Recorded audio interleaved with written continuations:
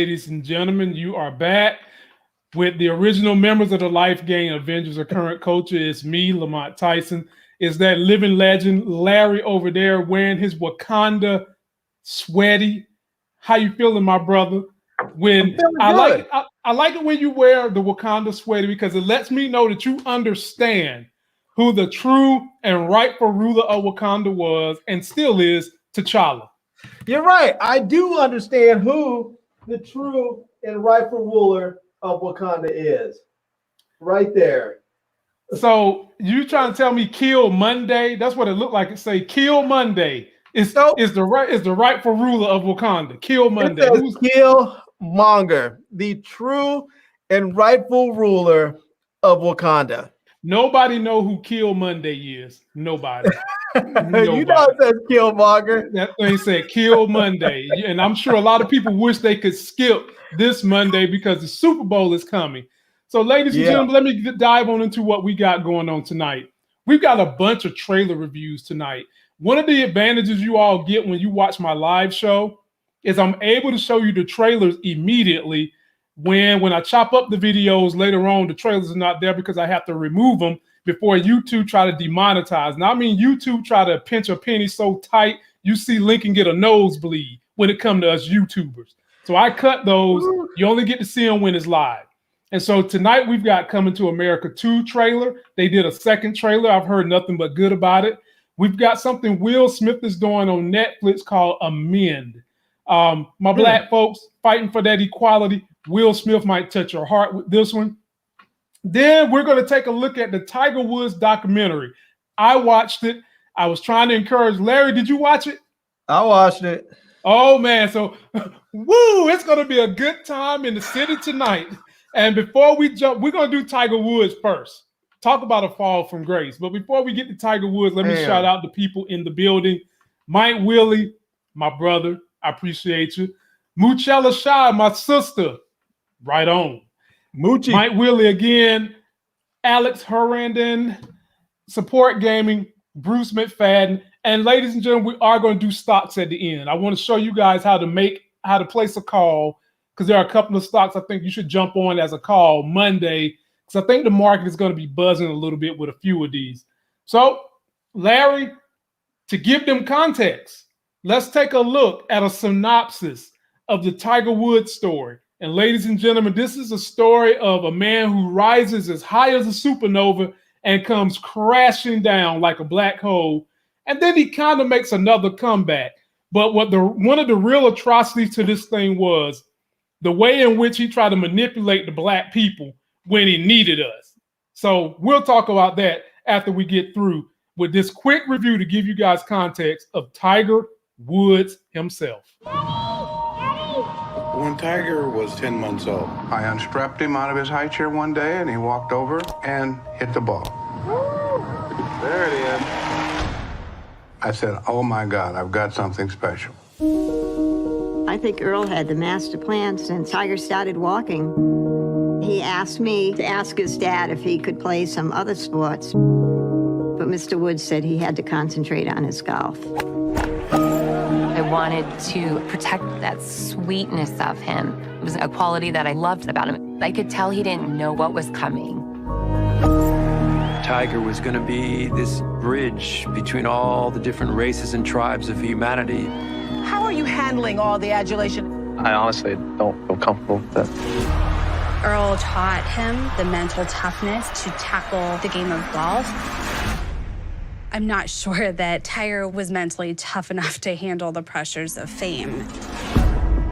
He was at the pinnacle of his sport, but in reality, being Tiger Woods had taken its toll. He said to me, I think I'm going to give up golf and I'm going to get in the Navy SEALs. That adrenaline rush, it becomes like a drug, and you're looking for that next hit. For the squeakiest celebrity on earth, that spelled trouble. Here he was in my bed, and he was my Tiger. Breaking news that will rock the world of sports. Tiger built himself up to be more than he was. I have made you question who I am and how I could have done the things I did. Have you taken any medications? Why don't you go ahead and hop out for me real quick? What has Tiger done to Tiger Woods?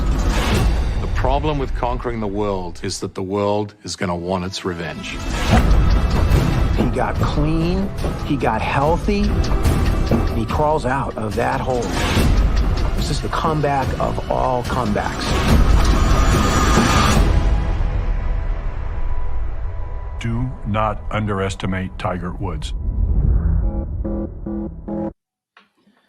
Woo! Ladies and gentlemen, that documentary is a chilling insight into the life of Tiger Woods from the time he was a child, which this is little baby Tiger. Ain't he so cute? That's little baby Tiger. Oh, little baby Tiger. All the way till he became an adult. And a lot of us know him for being a great golfer. We know about him, and this is not my words. This is what the news media said, his bimbo eruptions. And we also know that that's what they called them, bimbo eruptions, because they was all blue-eyed, blonde-haired bimbos is what they said on the news. And he's tried to make a comeback, but has never been the Tiger that was indestructible, unbeatable. And so to start this story out, my coach asked me, have I seen the whole thing? And at the time I hadn't. He said, Lamont, do you feel sorry for Tiger? And I had only seen the first part. And in that point in time, I really didn't feel sorry for Tiger. But now that I've seen them both, you kind of see Tiger, ladies and gentlemen, without giving you guys everything, he turned into what his dad was. And no one really knew about his dad unless you was in the family. Now, this documentary has all the accounts of people that was close to Tiger, people that was close to the family, and a few of the women that Tiger was messing around with. Even one of these chicks was his high school sweetheart, was this chick right here. That was his first high school sweetheart, who she said was able to bring out personality in Tiger because around his dad, he had to be so robotic. And to make the long family dynamic short with his dad, the dad raised Tiger to be a golfing machine. They even had an episode where Tiger went on the Ed Sullivan show and was putting golf. And the first thing my wife says to me, Larry, is how did his daddy get Tiger up in there? How did they get that hookup? A black dude with a mixed child gets on Ed Sullivan back during the early 70s. How did that happen? Yeah. And so we later learned, ladies and gentlemen, Tiger's dad was teaching golf, but he was teaching golf to the same thing Tiger Woods had a predilection for. Blonde hair, blue eyes, and he had a little Winnebago that he would go in the middle of golf lessons and teach them some other strokes, if you know what I mean. And it's a different stroke for sure, coming from Tiger's daddy in the Winnebago while Tiger's on the golf course practicing. And so Tiger wasn't able to handle all that fandom. He spiraled out of control, started messing with all these women. And one of the major reasons they say that all the women went out of control is because some of you guys know me from Greenville when I was a cab driver. And I've had several athletes get in that back seat and talk to me about infidelity. Dale Earnhardt Jr., Michael Jordan, shouts out to Greenville. They used to have a golf tournament for Michael Jordan there. Charles Barkley, Stephon Marbury. And I used to always ask them, what is it that makes y'all want to, have these side things with your wife? And most of these athletes would tell me the rush helped them get through playing basketball. That rush, I don't know what the rush is. I guess the rush of hiding something from your wife or having a side family, whatever, would get them off, get them ready for sports and athletics. With Tiger Woods, the thing that he did different, that these athletes said they did different, was Tiger Woods was basically falling in love with all these bimbos. That's what the news anchor said, not my words. Whereas these other guys would say it's a wham, bam, money deal, thank you, ma'am, keep it moving. All these chicks, and this was the main one right here. Her name is Rachel Yucatel. This one right here. And she gives a very vivid account. Now, she kind of looks, Larry. She looks like Caitlyn Jenner. Exactly. Thank you. You took the words right out of my mouth. And that was his main squeeze. And Tiger's wife busted her because she started texting this woman, and this woman not thinking, okay, Tiger just got out of trouble. Elin went and busted his window, so maybe I need to give him some time to chill out. But she was in love with Tiger, Elin texted her, and that's how the whole thing broke down. And then they go on through how Tiger fell from grace when he went on Oprah and didn't want to identify himself as black. He said, I'm Cablinasian. What the hell is that? It sounds like something you put on your salad. And then when he finally got his butt arrested, that's when he wanted to reach out to Reverend Jesse Jackson, the Black Coalition, get all the black people to help him out because he needed help at that point. So now I give you the question, Larry. It's a great documentary, ladies and gentlemen. You need to check it out. Do you feel sorry for Tiger after seeing all the events unfold in his life?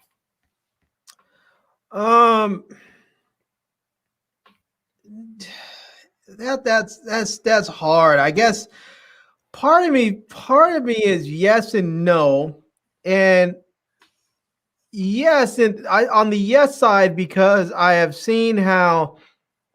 Well, let me start with the no side first, because no side is probably shorter. The no side is because at some point during your life, regardless of how hard you've had it, you have to end up taking responsibility for your own life. At some point, you have to say, okay, this is my life for better or for worse, and I'm going to have to make the changes that I want to see made. And but on the yes side is that oftentimes with all of these great athletes, not all of them, but most of these great athletes that we see, these athletes are not people who just happen to have fantastic athletic abilities and they just sort of fall into their greatness. No, most of them spend their entire lives developing themselves so that they are great. When you look at people like the Williams sisters, their dad did the same thing. He took them and molded them from their earliest days on to be tennis stars, and that's all they've known.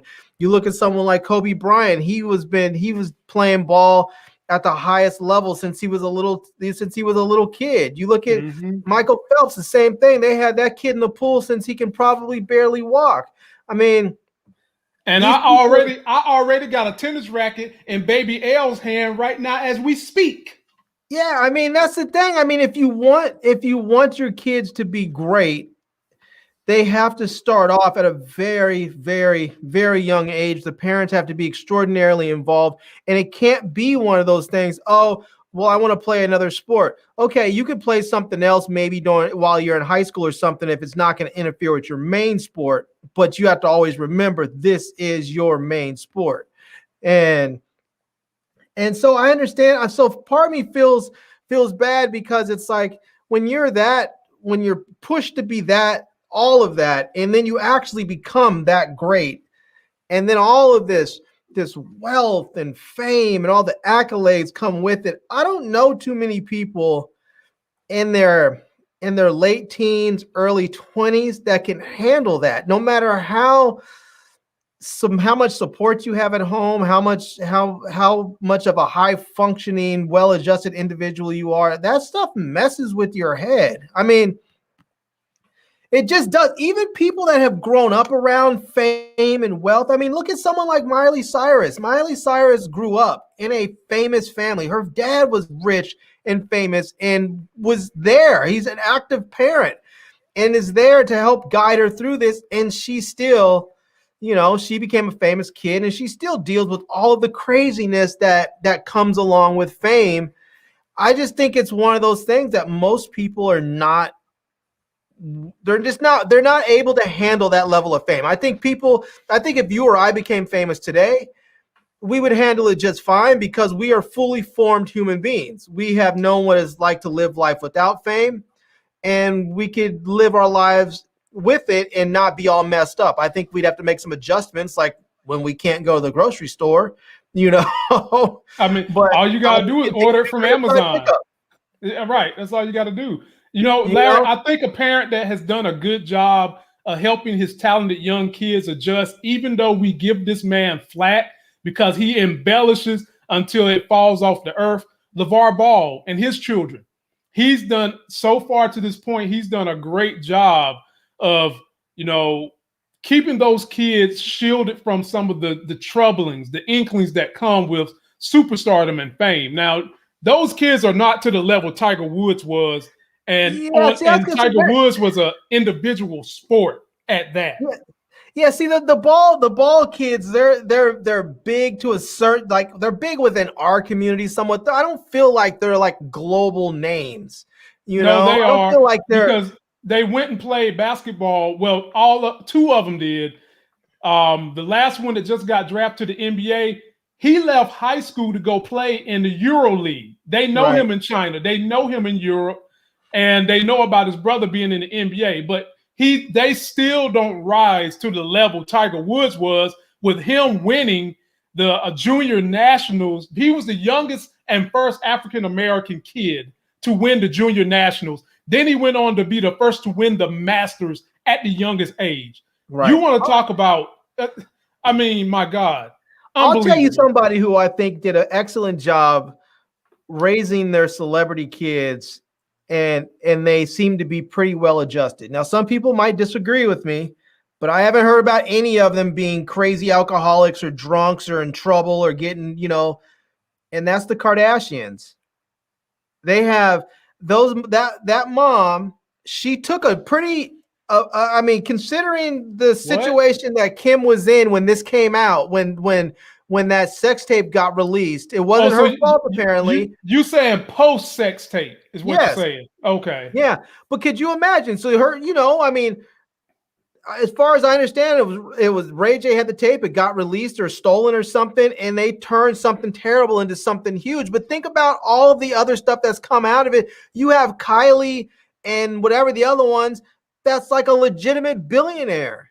You have the other sisters that have they do the show and they're doing their thing. But you know what? I've not heard about any of them becoming drug addicts or alcoholics or getting in fights or crashing cars. All I've heard about them doing is getting rich and annoying people. The two youngest ones, people. The two youngest we can all be annoyed by them. We can be annoyed by them, but let's be honest with it. The mom has raised those kids in such a way that they have their families. They seem very close as a family unit. They make plenty of money and they don't get in any trouble. What else could you ask for, honestly? They used to get in trouble because Kim Kardashian got in trouble with Paris Hilton and what's Lionel Richie's daughter's name when they went on that island and got drunk and she was underage. You forgot about that?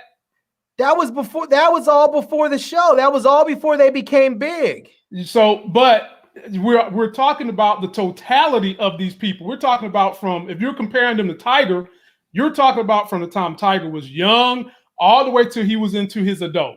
Now, I'm talking about them growing up and the parents helping them handle fame and teaching them how to handle fame and be responsible. We've all done stuff I've done stuff as a kid that I'm ashamed of and don't talk about. I'm sure at some point we've all done stuff as kids that we're ashamed of and don't talk about. But if your parents guide you properly, or if you learn the lessons, you have somebody else, maybe it's not your parents, you learn from those lessons so that you become a well-adjusted adult that doesn't make those sort of silly mistakes and dumb mistakes and get into trouble. That's what you want, I would imagine, as a parent. And I don't see any of the Kardashians making those types of dumb mistakes. They may live a life and in a way that annoys people. I know Moochie said one of them crashed a Range Rover. I mean, okay. I mean, I've had a car accident in my life. I mean, stuff happens, but it's a big difference between crashing a Range Rover and driving under the influence, or sleeping around with 100 different women while you're married, or telling every hooker that you're with that you love them. I mean, there's all kinds. It just doesn't seem like, so like Trust is saying, said Rob got Black China pregnant. Okay, so he had a kid. I don't see how that's a problem. A lot of people have children. I mean, Kim Kardashian had a kid, and to that extent, Larry, people are going to say to you, what's wrong with these men sleeping around if they're not married? Because, I mean, if they're not married, I have no problem with them sleeping around if they're not married. But when Tiger was married, Tiger was running around married, sleeping with every woman he can find his way into their bed. It was ridiculous. He was pulling up. But you got to be specific. You got to be specific. He wasn't sleeping around with everyone. If you ain't show up with blonde hair and blue eyes, he wasn't touching you. Okay. I guess all I'm saying is that it doesn't seem as if the Kardashians have made any kind of real mistakes other than what normal kids or normal people would make. Yes, and some of them don't even look at it as mistakes. I mean, you look at what's her name? I mean, Rob got his girlfriend pregnant. A lot of people do that. You know, what's her name? Kylie or one of the Jenner kids. She got pregnant, had a baby. Okay, she's also a billionaire, you know, and she got pregnant by a multimillionaire. I know a lot of parents would be like, oh, your boyfriend's a millionaire, you better go get knocked up by him. I know a lot of parents that would be that way. You know, she was just like, yeah, I got pregnant by him. So what? Big deal. She wanted a kid. She had a kid. At the end of the day, would you recommend people watch this documentary? At the end of the day, I think that it's interesting. The documentary is entertaining. It is interesting. There is some, I mean, there are points of it where the filmmakers did a good job of making him a sympathetic character. Mm-hmm. I think there's also a lot about Tiger Woods that people don't like, shouldn't be emulated. You know, I think that, I mean, it's like any athlete. It's any elite level athlete for the most part. If you dig into their life, you're probably going to see things you don't like, because that's true about everybody, you know? So I'm not sure if he's any better or worse. It just so happened that he's in a predominantly white sport as a black man who is very confused about his race. And so it just added the complication where he didn't necessarily have the support that he might have gotten from the black community if they would have asked him, what do you consider yourself? And he looked at them like they were crazy. What do you mean, what do I consider myself? I'm a black man. What are you talking about? If he would have said that, the black community would have still loved him. And when he would have ran his car off the road, people probably would have been marching with BLM stickers on there talking about hashtag Tiger Woods. You know, they would have probably blamed the doctors for overprescribing him. But because he denied us, people were like, F that dude. Look, call the Asian community, since he wants to claim not to be black, he wants to claim to be Asian. See if they're going to take you now. You know? So, I mean, that's how people felt. Ladies and gentlemen, we'll pin it there. Take a look at it. It's interesting. Now we're going to go from Tiger's troubled childhood to a child that me and Larry for sure think has problems, but people would argue with me and Larry that this child doesn't have problems. And I'm talking about that damn Kyle Rittenhouse who went and murdered those people in the Kenosha riot. I mean, the Kenosha protest. Take a look at this bull job. We just talked about this Wednesday, me and Larry, about not letting those Capitol rioters leave the country. They let this kid out on bail, and take a look at what his ass done did. News prosecutors are seeking an arrest warrant for the Illinois teenager accused of killing 2 people during protests in Kenosha. The state says Kyle Rittenhouse violated his bond after failing to inform the court he is moved. Prosecutors say they recently found out Rittenhouse has not lived at the address he listed with the court since at least mid-December. They're also asking the court to increase his bond by $200,000. Rittenhouse is currently free on $2 million bond. 12 News has contacted Rittenhouse's lawyer about his client's whereabouts. He declined to comment.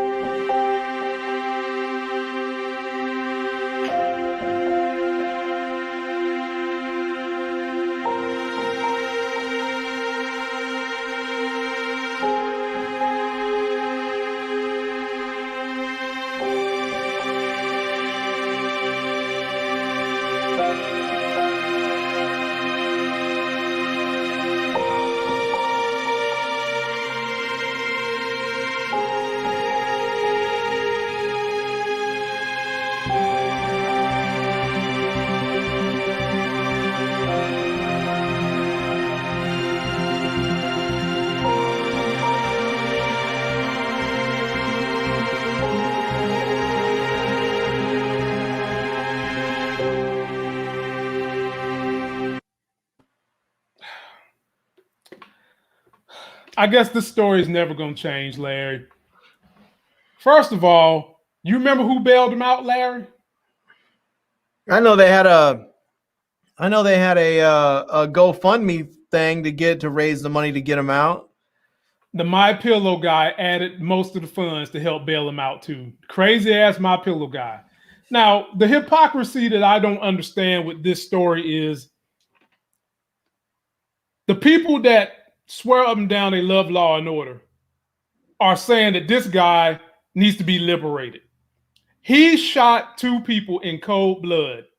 He murdered 2 people, 2 white men. Murdered them, shot them. They're dead. And the police basically walked him to McDonald's, let him get a cup of coffee, let his ass drive back to Illinois because he wasn't from Minnesota in the first place. He finally had a gun. It was illegal for him to possess a gun in Minnesota. Right. And he finally goes to jail. He's booked and all that. Okay, fine. Okay. Now, you mean to tell me he gets out on bail, he lies to the judge about his address, and he's been gone since November. Larry, if this was a black guy, there's things that I just can't get out my craw. When Michael Vick was accused of his crime, do you know there are still people calling for him to be hung to this day, even though he served his time? Yeah. This damn boy needs to be under lock and key, and it should be thrown away at this point. It should be thrown away. You giving him his due process. His ass lied to the courts. If that was us, Larry, we probably wouldn't even have got the bail in the first place. I give it to you. I give it to you now, because these situations where we're clearly trying to tell folks, look, don't tell us these whataboutisms. Don't tell us law and order. Just go ahead and tell us you're a racist. Period. Look at this T-shirt. This right here, and I didn't even know, but did you know that sign is okay for white power? I didn't know that shit. Yeah, Larry, I knew it was white power. I didn't know it. But Larry, he's all yours. And another thing, look at how have you ever seen most people's mug shots? They're the most horrible pictures you're going to ever see. When people look back at the mug shots they take nowadays, they're going to wonder, did they time transport us from the 1800s when people ain't smile? But for this kid, they try to give you the most cuddly, cute smile you've ever seen. But did you see that mug shot of Tiger Woods? Brother looked like he went to Jupiter and had gravity. It's all yours, Larry. Yeah, I think that they ought to revoke his bail. I mean, just plain and simple, they should just simply revoke his bail and lock him up and leave him locked up until he's done. I mean, if they convict him, then he's locked up until his sentence is done. But I mean, the reality of it is that I try not to get too mad about it, because the reality of it is that it doesn't matter. It's one thing if you're white, but it's not even just a matter of white anymore. It's a matter of are you white and on the right? Because we've seen with this guy, he's on the right. He's a right-wing racist dude, and he killed 2 white men. And they're still built because these white men were out there defending the constitutional rights of black people. They don't look at those white men as being worthy of having their constitutional rights defended in death, meaning that they prosecute and convict this killer. Instead, they let him go. I mean, the kid is 17, 18 years old. He's out there drinking beer. I mean, the legal drinking age in this country is 21. Mm-hmm. And so he shouldn't be drinking anywhere. And he's out on bail, and he's in a bar. They should have this guy. They should just tell him, look, you're going back to jail. And if they do somehow let him back out, they should tell him you cannot be in any place that serves alcohol, period. Nowhere. That's it. And they should, they make sure they know where he is. If they in fact, I think really what they should do is just put him on a house arrest and put an ankle bracelet on him. Yeah. Slap it on. And that's that. Otherwise, they should lock him up and leave him locked up until after he serves his sentence. But the reality of it is, we looked and we saw what happened at the Capitol. They bum rushed the Capitol and they're walking old ladies down and they're beating and killing the cops. My God! What? And they're not doing anything about it. I mean, really, I don't think anybody's actually been charged with the murder of that police officer. And I mean, I don't expect anything. I don't expect anything different. I do not expect anything different. And to be perfectly honest with you, not that I want to see more people get hurt or more people get killed, but if more white people get hurt and more white people get killed, people like him and people that are on the far right like him that gave him that gun, and the people on the far right like those cops who let him walk on by and go home, eventually those people will be held to account. When you start killing enough white people, they will say, wait a minute, hold up. You're not killing black folks anymore. You're not killing Hispanic folks anymore. You're killing our folks, and now something has to be done about it. Changes have to be made. Systematic, institutionalized changes have to be made. And sometimes that's what we need to happen. So maybe they need to go out there and kill some more white folks before the changes will get made. It's terrible, but that's how this country works. Until white people suffer, we all have to suffer. You know? I mean, we'll pin it there, but he has a point. We've seen it over and over again from the drug issues dealing with white people. You know, when crack was an issue in the hood, it wasn't a problem. But now that opioids is killing white people, oh my God, we better save them. We better do something. Hell, we might as well make it illegal and stuff. So, I mean, right. Let's not forget when crack was out there, Lamont. When crack was out there, it was a criminal justice issue. Right. When the opioid thing came and all these white kids got addicted to stuff, now it's a health and human services issue. It's a medical thing. Yeah, it's mental health now. Yeah. And so you know what? Okay, cool. Let it be that.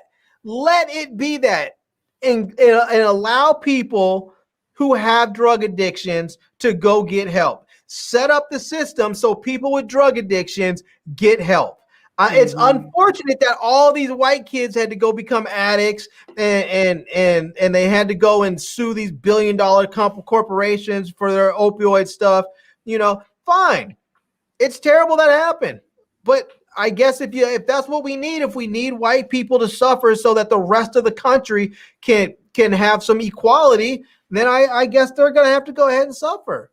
You know? Ladies and gentlemen, he said the key word, equality. We're not trying to take anything from Anglo-Saxons, but here's the problem, and I will continue to say this. As we fight and get closer to everything being even, that does take away their white privilege, and some of them are fighting tooth and nail, like Marjorie Taylor Greene, to make sure that doesn't happen. But Larry, I'm going to move us along because I got a little bit more uplifting stories. We'll fight those bigots later on. I got a little bit more uplifting story. So, ladies and gentlemen, this weekend is the Super Bowl, and I want to shout out all my folks that done hit me in the super chat. Family Dad, Buzz, Mike, Willie, love you, Tressa C. Y'all, my people, thank you for sticking with me. But I want you guys I just want to say, if the people are looking to watch the Super Bowl and they don't know how to watch it, check my channel. I did a video on 3 ways you can watch the Super Bowl free. Yep, legal. You did. All legal. Good video. But also, ladies and gentlemen, Rocket Mortgage is giving away 50 G's every time the scoreboard changes. And all you got to do is give them your email. Take a look at this because I want someone to come up here Monday and say they won the money. You get either 50 G's and 2 people at the end are going to get $500,000 to buy a house. I know Larry would love that. Hell, I would too. But take a look at this. Rocket Mortgage Super Bowl Squares Sweepstakes is back. And guess who else is? Me. Barry Sanders. It's free to play, and every score change, someone wins $50,000. And 2 lucky players will win $500,000 they could use toward a dream home. One way to enter, hey, 2 ways to win. Go to RocketMortgageSquares.com to enter for free. Rocket Mortgage, official mortgage sponsor of Super Bowl 55. And if you want to get some extra squares, use the link that's in my video description. You'll get extra squares by using the link in the video description. Go check it out. Rocket Mortgage Squares doesn't cost you anything. And I want somebody to come back up here and report that they won some of that money on Monday. And by the way, I will be streaming live on Super Bowl night from a remote location in Tampa Bay. So you guys will just have to stay tuned to see where me and my best man at my wedding, James Bookman, are going to be hiding out. Make sure the wife ain't in here. We might have a couple of the cheerleaders for the Tampa Bay Buccaneers on interview. So you stand by. You know, you might see some of that action. Larry, Will Smith did a little partnership. I've lived with a doctor. You know what I'm saying? She could put something in my veins where I'm numb and can still feel pain, and she could do whatever she wanted to do to me. So I ain't doing nothing. Believe me. Will Smith, ladies and gentlemen, has come out with a Netflix special about inequality and the amendments of the Constitution and how they affect African Americans. Take a look at this trailer and we'll break it down and let you know if Will Smith getting his groove back. What does it mean? Okay. What you think, Larry? How you feeling? Looks decent. Yeah, it looks good. It looks good. I'm interested. I'm gonna watch it. I'll definitely be watching to see how they do a deep dive. You know, one of my favorite subjects was history, right behind science. And so I'm always interested in not just the history of how the world started, but when you get to the nooks and crannies of how this country started and how individuals can just take a person and look at them who looks just like you in the terms of you got arms, you got a head, you got eyes, you got feet, but say you're less than a man, then eventually give you a little bit of rights, but while giving you rights and freeing you from slavery to appease white master, we pay them and don't give the slaves nothing because we had to make a deal with the white masters in order to give the slaves what they thought was the ultimate thing of pricelessness, which is freedom. So I'm interested to see how much deep diving they do into this history. So it's definitely a day one for me. Larry, what you think? Yeah, I'm gonna watch it on day one, check it out, see what it's about. It looks interesting. So apparently it's gonna be star-studded, which you know, could be good or bad. It doesn't really matter to me so much as long as the content's good. But I know that they need that to get people's eyes on it. So yeah, but I mean, they like you said, a lot of stars and showing courage too, because when people let you know that they are down for equality, they're down for equal rights, they don't care who you sleep with, it can be a risk depending upon where you're at in your career as an entertainer or someone who has a social media following. And you can get trolls, you can get people threatening your life, you can get people saying, I'm not going to follow you anymore, I'm not going to spend any money on you anymore. So I commend people for putting their face to say, you know what, I don't give a damn what you think. I'm fighting so that everybody can have equal rights to pursue the happiness that they want to pursue, regardless of what you think. Because if you think that that's not something that is in the Constitution and that's not something that God wants people to have, then your ass is the problem. And I'm fine with it. I'm fine with it. Yeah, it's hopefully it's good. I mean, I just okay. Hopefully it's good. Cool. You know, I hope there's something uplifting in there as well, because I'll tell you, every time they make something about black folks, sometimes it gets to be taxing on you watching it because they show so much stuff that's so heavy. It's like they're always. I mean, I know that we've all struggled a lot, and it's important to recognize the struggle and see it. But sometimes it could be a little taxing to continue to watch the struggle, and you just want something that's a little bit more uplifting. So, I'll tell you what, Larry, I can handle it a whole lot better now that Joe Biden is in office and not Donald Trump. You know, I'm more hopeful, more hopeful now than what I was watching this type of material the last 4 years. So now we're going to get on with something that's even more uplifting and jovial, Larry. The Coming to America second trailer. And guess who we get to see in this trailer, Larry? Guess who they pulled out of this trailer?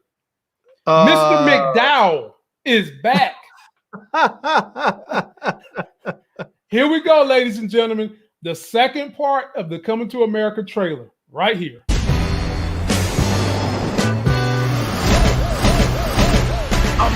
Hey, what you doing back here? Mufasa. Say it again. I've just discovered that I may have a son here in this land. How much child support is she getting from? The king pays no child support. No child support for 30 years and you came back? You was a dummy. Hello, I am Hakim Jaffer, king of Zamunda. You are the heir to the throne. Yes, my son. He's supposed to be like the prince of Wakanda. Wakanda is a fictional place. Not to everybody. Zamunda is a very real nation. I don't need no handout. Wait a minute. All right, I'm gonna pack. Okay, baby. Presenting King Akim's son from America. And my mom's. And his mom's. Children, this is your brother. Hey, Quine. I'm sorry I slept with your man. This happened before we even met. It's not like you're the first man I've ever been with. What did you just say about the other men? Coming to America, now it's coming to me. I always thought that Mika was going to be queen. A woman isn't allowed to rule Zamunda. It's the law. Did it ever occur to you that Mika wanted to be your heir? Would you dare banish me from my own bedroom?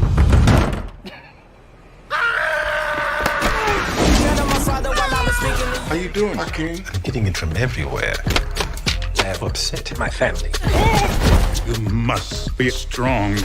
And General Izzy would love nothing more than to take over Zamunda. Raise it higher.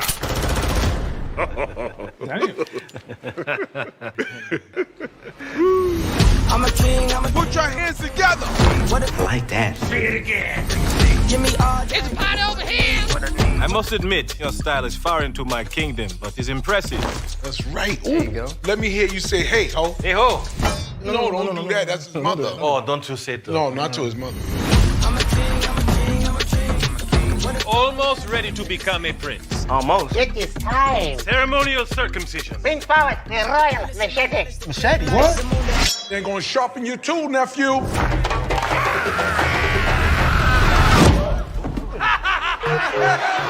Coming to America, now it's coming to me. Okay. Hey, I didn't know that they performed circumcisions in Africa amongst the tribes, but hey, he got that slump chopped up. Damn, boy, Larry, I gotta say, man, I was worried.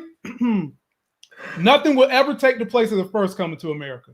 But I gotta say, I think they've done a good job of remixing this one by having the old characters somehow way involved, and then you sprinkle in these new folks. It looks good to me. It's a day one show for me. I love seeing all that much black talent on the same screen. What you think, my brother? You got on their shirt. Is that a Wakanda shirt or a Zamunda shirt? Because the back of the shirt say Kill Monday. Zamunda and Wakanda are both in there. It's the whole continent, baby. Oh, you know? God. And here's the Killmonger of Zamunda. I'll tell you, Eddie and Wesley, they were always good friends or they became good friends because this is like their second movie where they're getting it in and having fun. Right. So exactly. So I'm excited for it, man. I'm happy to see all of them back together. How do you think this is going to compare to the first one, Larry? To be honest with you, I'm trying not to compare it to the first one because the first one was such a classic in so many ways. I mean, during that time, we didn't see a lot of movies with a lot of representation of us. And so to see a movie like that with black African royalty coming over here, it was something that I don't think that you can really make a comparison to because of the time. Maybe a kid who's never seen it can watch it and then compare it with today's one. But for us, I don't think you can compare anything to that, because it was so unique for the time. But one thing I'm glad that they're doing, I'm glad that they're not just filming in New York and then just rehashing all the old stuff, which is sort of, retooled jokes. I'm glad they pulled all the characters back together, but they're actually taking it back to Africa. I'm glad they're doing that, and it's going to be a different setting. So right, looks good to me, man. And there's our boy McDowell. Yeah, I can't wait to figure out what is he doing with that stick. That is hilarious. He looks You like he's know? finally retired. He's still got a nose like Scotty the Bull from the Chicago Bulls. So I wouldn't be running up on him any kind of ways, Larry. And then you got the wife has returned back. Yep. Now, how did they decide how did they decide who would play the mother of this kid for Eddie Murphy? Who came up with that idea? I know. I don't know, but man, I'm glad it was her because she's funny. She is funny. Yeah, she's funny until you put her ass in Ghostbusters and ruin the movie for me. Yes, No, I'm still mad about that. She didn't ruin Ghostbusters for me. Ghostbusters was a bad movie. It wasn't that because you had her. I mean, think about the talent that was in there. You had her. You had Melissa McCartney. You had Darcy. You had Darcy from Marvel. I mean, they had And all look, of the comedic chops in and there. then, It was just Larry, a bad movie. Then you had Thor. Chris Hemsworth was in the movie. And it was just a bad movie. It had nothing. I truly believe it was a bad script, and it was. I don't want to slam the director, but I mean, the director's the quarterback of the team. You have to take the good. You get to take all the accolades, and you get to take the fault. So I'm putting it on him because I'm putting it on all of them. When you read the damn script, you should have said to yourself, "This ain't gonna be no good." So I put it on all of them. They probably read the script and saw that there was a nice payday attached to it and said, "I'll do it." Hey, you know. You know what? You need to save them kind of roles for people like me and T Strings who's trying to get into acting. Let us do them roles so that you can trash us and it ain't no sweat off your back. But anyway. Well, they're supposed to do another Ghostbusters, and I think there's going to be a combo of the women and the men. So right, Paul Rudd is going to be in it. They went and got I think Michael Bay is helping out on this one, so I'm excited for that. Yeah, and I think what's his name is coming back. Dan Aykroyd is coming back. Right. All the original Ghostbusters are still alive, except for the guy that played Spangler, Egon Spangler. All the rest of them are still alive. But, ladies and gentlemen, Coming to America, Part 2, March 5th, Prime Video. We are day one for us, and we are finally to the stock portion of the video. Larry, before we go on to the, can I ask you, have you seen, before you go to the stocks, because I don't want to interrupt you once we get there, but since we're talking about movies, have you seen the Little Things with Denzel and nope. What's his name? I haven't seen it yet. Okay. Well, I'll wait and see if you watch it, and then we'll talk about it. Yeah, I'm gonna try to get to that next week, man. You know, we doing a constant WandaVision Marvel Monday, and have you watched WandaVision yet? I was actually halfway through it, or maybe about 16 minutes through it before I had to shut it off to hop on the show. Yeah, and when I tell you they having geek orgasms all over the place, I done seen posts, man. They are just going nuts, going crazy. Yeah, man. So I can't wait. Stay tuned for us on Monday, ladies and gentlemen. When we go through. Have you watched it? No, I haven't watched. I'm watching as soon as we get off. As long as Elle is asleep, I'm going to watch it. So our last segment, ladies and gentlemen, of course, we have to talk about the stock portfolio and what we are doing in our stocks. And someone hit me up and was like, Lamont, can you show us how to buy a call on Robinhood? And so I will do that. Larry, can you see my Robinhood account? I can. Yeah, it looks good. I might need a piece of that. Yeah, we all need a piece. Hell, I need a piece of someone who has an account this big times 6 or 8 so I can do my app idea. So yeah, I want a piece of it too. But ladies and gentlemen, if let's just say I've been telling people to jump on the DraftKings stock, and I still think that it's not too late for DraftKings. But here's another good idea that I bought a long time ago: Viacom CBS. Take a look at this one. CBS is the one hosting the Super Bowl. So the way I put together these strategic ideas was I said, what's going to be happening in the upcoming month? Super Bowl is coming. Hosted by CBS, major sponsors DraftKings, put some calls on them. So that's what I did with Viacom CBS. And as you can see, it's not even Super Bowl day. I'm up $668. I bought this call January the 23rd or something like that. But if you wanted to come in here and buy a call, ladies and gentlemen, you first need to go check your Robinhood account and make sure you go into, let's see here, settings, because you have to make sure you have options turned on. And you would just come over here to this little tab that says options trading. And you see I'm at a level 3. You at least need to be level 2. And down here is where you can remove trading options. You have to make sure this is on. So some of you all, when you go to pick a stock, and let me get back up here into this screen. Let's just say you want to pick this thing right here that I'm telling you guys will be a good buy. Albemarle. It's an energy company out of North Carolina, and they've had a major pullback last week. And they're having earnings next week. And from what I've been reading, the earnings is supposed to be good. So if you want to, do a call to control 100 shares of stock because you can't afford 100 stocks, you just come over here to this tab that says trading.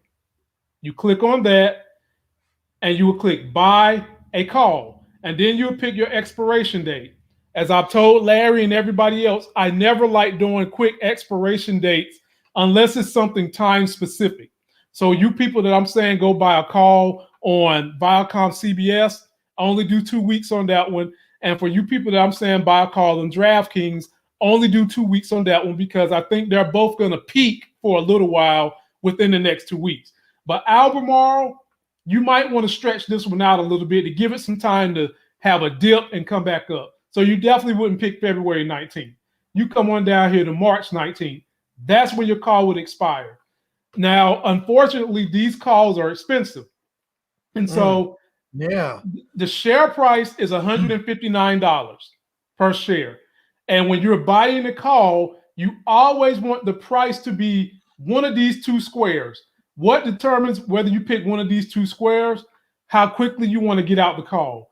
So if I'm doing something on 2 weeks, I go right below it. Now, of course, that's going to cost you more. That's going to be 100. That's going to be $1,020 versus this one up here being $900. But you would also look at your break even. Your break even, if you took the $900 call, would be $169. Ladies and gentlemen, do I think this stock would be more than $169 by March? Hell yeah. It's going to be more than $169 by March unless we have some chaos in the economy. And with them 2 steps away from passing COVID relief and sending out $1,400 checks, the economy is only going to get stronger. So you would come over here, you click this button. Go ahead. You click this button. You'd also want to take a look at the Greeks.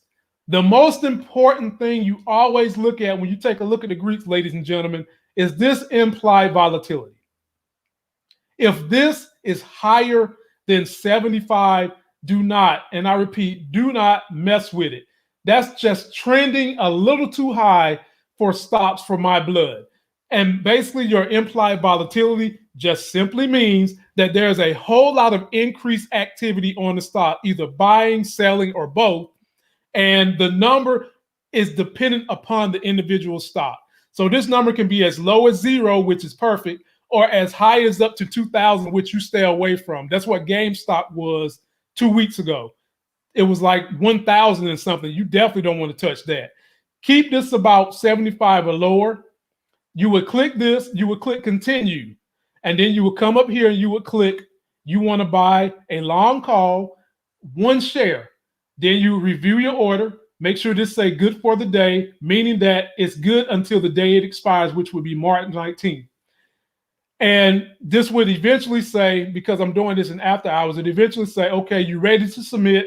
And ladies and gentlemen, you simply submit it and you put it in your personal records and you come back and watch it and see how it grows. And I always tell people, do not be afraid to take your profits. If this thing is making you $200, $300, $400 within the first week, do not, and I repeat, do not just sit on it. If that's enough income, yeah, I can go back to it. If that is enough income for you, $200, $300, $400, $500, get out, take your profits. You do not have to just continue to wait, hoping it's going to go higher. Nobody goes broke taking profits. What you got, Larry? Can you hit sell a call and see what it is? Yeah, same thing. So if you were going to sell a call, now let me ask you, because that call is so expensive, would it not make more sense to just buy the stock? And if you have the money to buy the stock and then sell calls on it for the next month or two? That you could certainly do. Well, here's the thing about this one. The issue with this one is it only trades. It only allows you to do options once a month. So under normal circumstances, your idea would work. But the other part of what you're saying is you at least want this to be something you believe in. For me, this is something I believe in. So I wouldn't mind doing your strategy. But at the same time, $1,000, Larry, is a whole lot different from $16,000 of buying. No, I feel you on that. From buying 100 shares of the stock. And so to control 100 shares of the stock, you're only going to come out your pocket for $1,000 to make 70% of however this 100 shares goes up. So that's why most people do this route, Larry, versus just buying the stock straight up. Right. Yep. I guess I was thinking because if you sold a call, you would get the $9.99 premium. Plus, if it went to 169, you sell it at 169. Yeah. So you make the difference and the premium. But the problem with that is you got to have 16 G's. Well, yes, that's what I meant. If you have the money to do that, yes. Obviously. Yeah, if you got the money to do it and you actually believe in this stock, and you want to put that as part of your strategy, absolutely go for it. But most people want to believe in the stock. They can't control the 100 shares. That's why they buy a call. Simple as that. And again, ladies and gentlemen, if you're taking a look at my portfolio, my major plays, since we're not going to be doing the stock Monday quarterback program this week because we'll be at the Super Bowl, I would tell you guys to come on in here, get you some of this DraftKings. I bought it 2 weeks ago because of the Super Bowl. And right now I'm up $898. And hell, that's enough for me. The minute it's 9:30 on the dot, I'm getting out. That's plenty for me. I'm getting out of this one.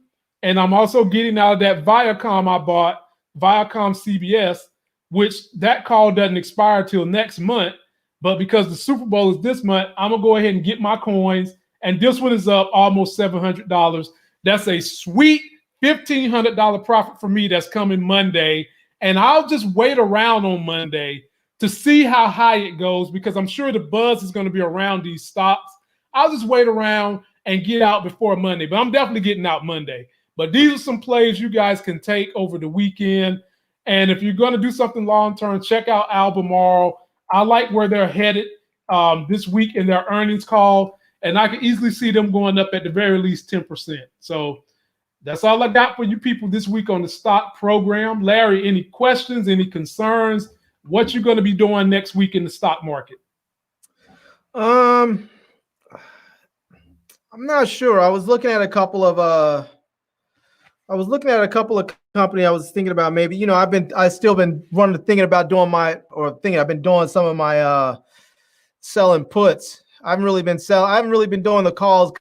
I'll tell you, the calls scare me, man, because it's like, I know there's a lot of upside, but there's like unlimited risk. It's like, if it doesn't go your way, you lose everything. Whereas with buying a call? Yeah.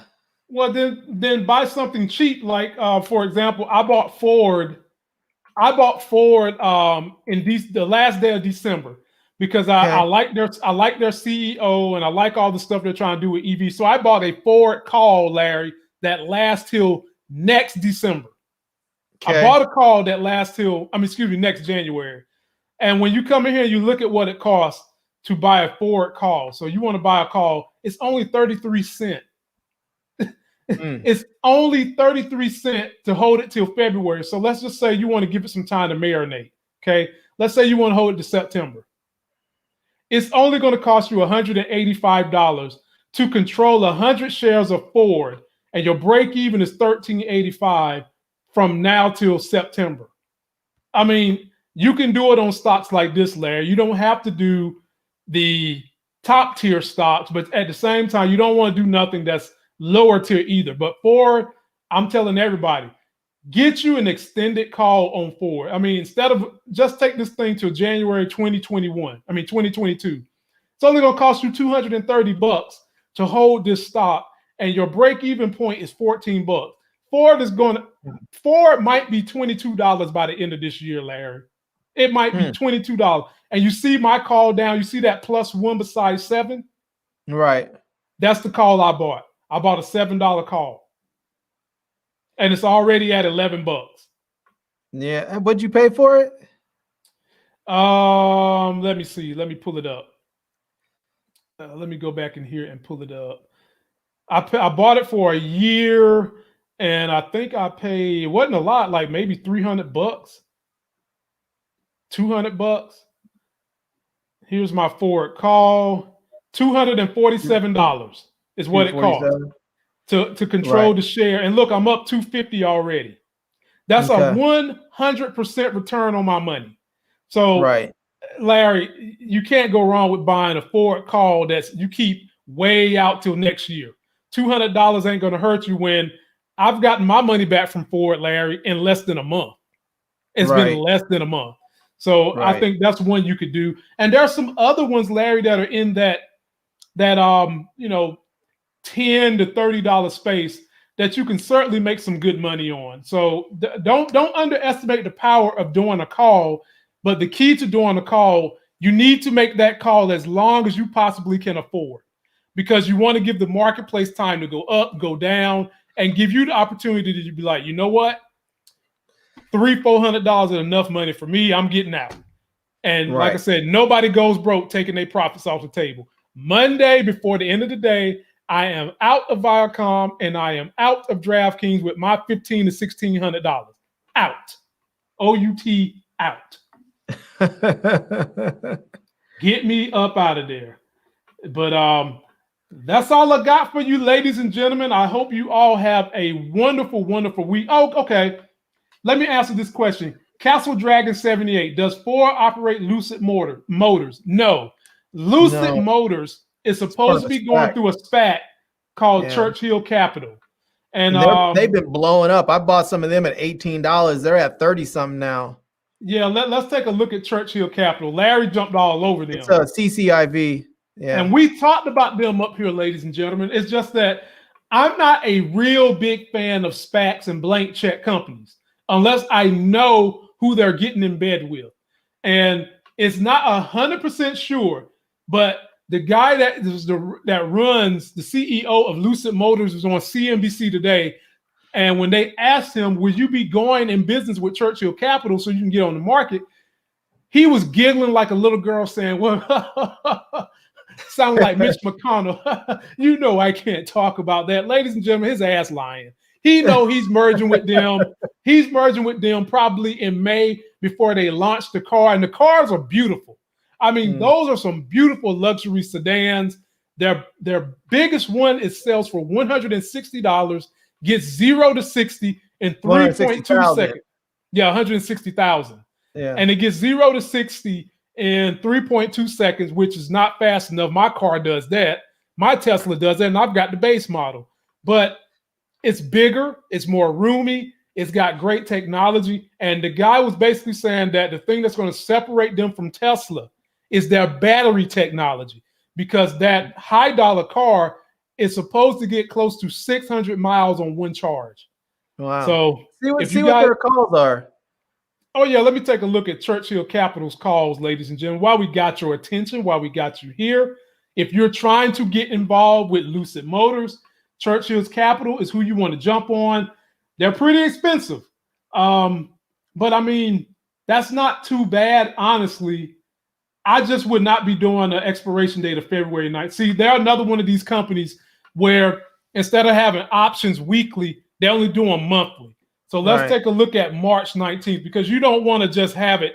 You don't want to have a short window with this stock. So if you want in on them and you want to control, you got to come up with $1,000. Basically, you're multiplying this number right here by 100. That's what you're doing. That's how you do a call. Sell a put. Let's see, sell a put till March.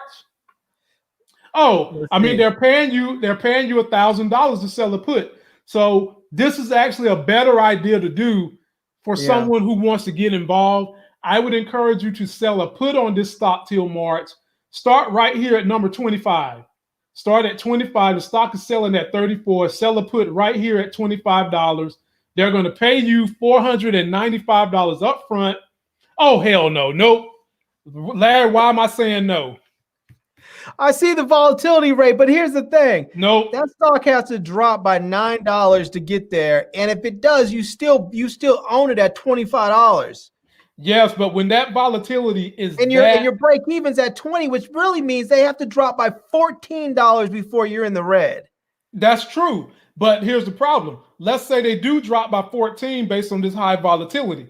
How long are you willing to sit there on that stock? Are you willing to sit there with it for a long time? Do you want your cash back? Well, I want my cash. So let's check February. We'll see what the February 19th is, because that's only like 2 weeks away. Yeah, it's 2 weeks away. So they're going to pay you, if you choose a $30 strike price, they're going to pay you almost $400. Yeah. Actually, it makes more sense to go with a $35 strike price because your break-even point's not that much difference, and you're going to make almost twice as much in the premium. Yep, I 100% agree with that. 100% agree. That volatility is even higher than the last one. Now, me personally, I wouldn't touch this. Not me. I'm not. See, I leave it to the risk takers like Larry. If I'm gonna take a risk, it ain't gonna be on that one. So, Larry, my brother, it's all yours, my man. It's all yours. And ladies and gentlemen, let me show you one more thing before we get out of here. So, I had calls. And when you want to get your money out of a call, let me show you what you do. Because I got out of 2 calls today that were scheduled to end later on in the year. So let me just go down here to I got a Disney call that expires the end of the month. All right. And I'm up on Disney right now, $500. If I want to get out of this on Monday, you simply go here to where it says sell to close. You click 1. Then you review your order, and then when it populates, it's saying that I have to set it at 12:10 because that was the last thing it registered at the market, and there's no getting around it. So you will update it, and then you review, and you will hit submit, and then they would give you this $1,211 that you subtract from this, which gives you your total return, which will be $468. And ladies and gentlemen, it might be a $2,000 Monday for me because I might sell all 3 of them and get out of them. Nobody goes broke taking their profit. And Lamont Tyson is all about taking them profits. Get me up. And then I've got Microsoft call that ends the end of this month too. Let me see what they looking like because I might get out of them too. So I bought the call on them. I'm up 345 on them. I'm gonna wait on them. I'm gonna wait. I'm gonna wait a little. I'm gonna wait. It's not gonna hurt me to wait a little while longer. Now, if this 345 starts getting down close to 200, then I'm getting out. Getting out. All right. Now, one other stock I want you to look up because their earnings are coming up. Okay. Is Under Armour. Oh God. I mean, you would want to look up one of the most racist CEOs in all America, Under Armour. That's what I was thinking about short though. Let's see here. Your goal is to sell a put on them, or what you trying to do with them? All right, let's see what they're working with. So they've had a good couple of weeks. You're gonna sell a put. So if you sell a put at this level, they're gonna pay you $114. But you're gonna have exactly. Not worth it. And oh hell no. Don't like it. Nah. That volatility for them is just way too high, and it's probably because they're getting ready to have their earnings. Ladies and gentlemen, you have to use this implied volatility and this delta as your barometers of safety. Now, if you don't mind selling a put and getting stuck with the stock and then sell calls on it, then do what you want to do. But if you're someone who you really would like to have your money back at the end of the week and not be stuck with the stock having to sell calls, then you have to concentrate on this implied volatility. Do not go higher than 75. And it just depends on the momentum of the stock and your knowledge of said company, whether or not you go higher than 75. So see some of these things, I don't mind the implied volatility being very high on some of these stocks that I like the Churchill Capital. Right. I don't mind that. So I know the implied volatility was crazy high, but I mean, the premium is very high, and the amount that they would have to drop. I mean, if it drops from 35 down to 25, I mean, that sucks, but I would end up buying them at 25, and I get the, and I get the $500 or $600 premium, whatever it was at that price. Right. So I mean, that part doesn't scare me away so much. If I was buying a call, yes, it'd be different because I'm just putting straight out cash, and if I lose, I lose. Whereas with the, where I'm selling a put, if I lose, I still keep the stock. Yeah. Okay. I feel you. All right. Let me answer some questions. Mike Willie, is it a good idea to get airline stocks? I'm still saying hold on that one. Just wait. If you want to get in on something that can give you a return now and also a robust return when everything opens back up, your best play is Disney. Disney's paying you now, and it's going to definitely pay when they open back up. Now, when we get closer to seeing like 50%, but I would even venture and say 45% of the nation immunized. Or here's the thing, though, Lamont. Hold on. Let me finish my point.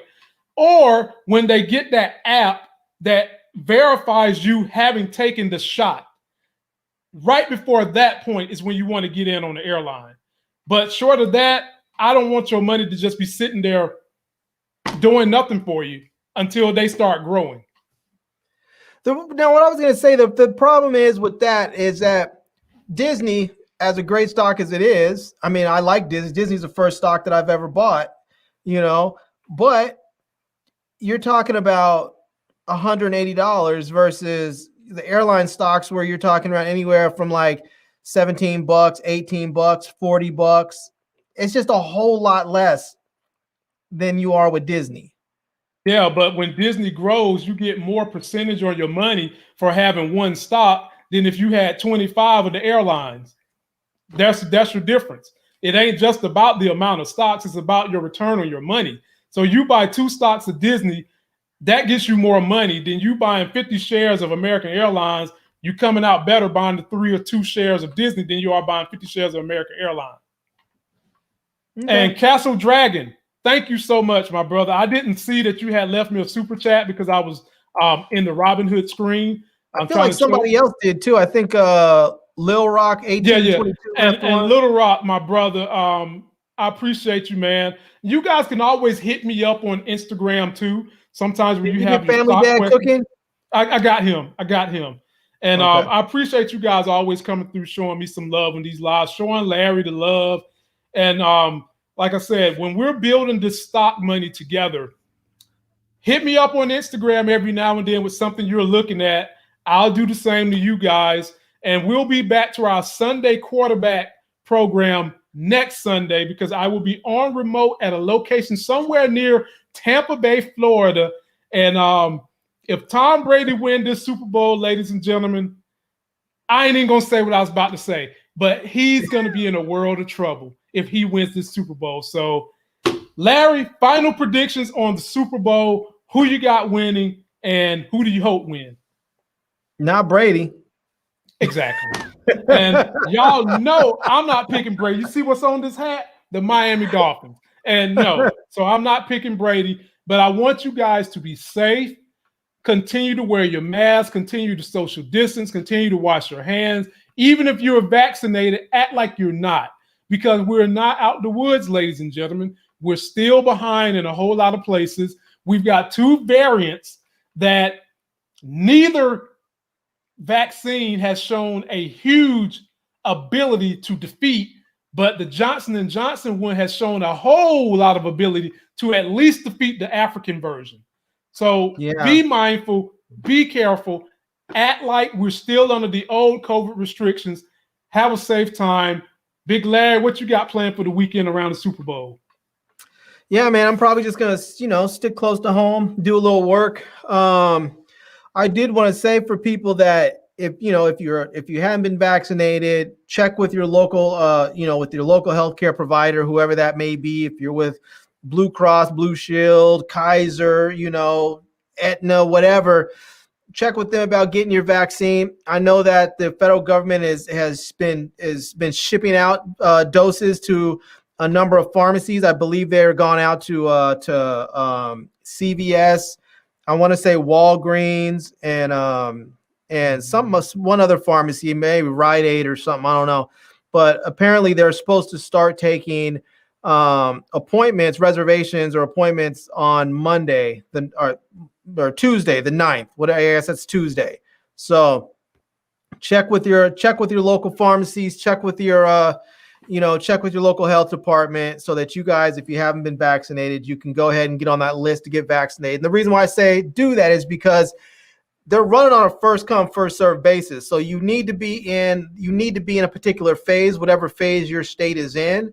If your state is going on in phases, and then you need to be on that list. So if you're not, you may be eligible and you don't get it as soon as possible. So make sure you check with them so you can get that. Other than that, mask up. Please double mask if you can. If you can get N95s, wear those. I know everybody wants to wear the little surgical mask or the little cloth mask. Those are great, I think, if you're just going to do curbside pickup or something. But if you're going to be around other people, they're saying you should double mask. So and Amazon has K95 masks, ladies and gentlemen, that you can get for about $20, and it comes in a pack of 10. Great mask. I bought some last week, so get you guys some. Yeah, until that I next got mine. Yeah, I got my N95s from Granger. I have a local Granger, but you can order them online and have them picked up. So, pick them up, or you'd have them shipped to you. Yep. Be safe, people. I'll see you guys Sunday night with my boy James Booker. And we ain't telling y'all where we at because we don't want no crazies coming beating down our hotel doors, but we'll check in. So until that next Sex is Hell video, we'll see you Sunday. Go Chiefs.